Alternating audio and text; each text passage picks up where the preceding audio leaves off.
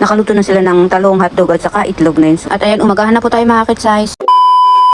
Hello mga kitsize. So ayan, nakasakay na ako ng bus and papunta ako dun sa kaibigan ko. Hindi niya alam na pupunta ako dun. Doon na din ako mag-breakfast. Mag-alas 7 pa nga lang dito sa Hong Kong mga kitsize and tingnan nyo ang lakas na ng init. So ayan, pupunta ako doon ako mag-breakfast sa kaibigan ko. Boarding ng kaibigan ko, I mean. So ayan, magbibiyahe tayo ng mga 20 minutes or 25 minutes papunta doon. Yan, ang lakas ng init, diba? Alas 7 pa lang to ng umaga. Dito kay amo kasi mga kitsize, kapag day off mo, kahit alas 5, alas 6, alas 7, pwede kang lumabas kahit maaga. Pero may curfew din ako ng gabi alas 8 bago mag alas 8 nasa bahay na ako. Pero minsan nalilate din ako, nagpapaalam ako kay amo. Pero ang kagandahan doon, kahit may curfew ako kay amo, hindi na ako nagtatrabaho kapag day off ko. Umaga, gabi, hindi na ako nagtatrabaho. Ngayon mga kitsize, nakarating na nga tayo tingnan natin kung sino ano.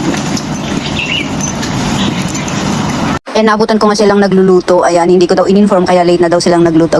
Ayan, ngayon pa lang talaga sila magluto. Tapos ang galing ng kasama ko ba, hinihalo talaga yung tuyo dun sa may hotdog. Ay, ano kayang lasa pagkaluto nito? Tuyo hot na lang ang tawag dito, di ba? At ayan,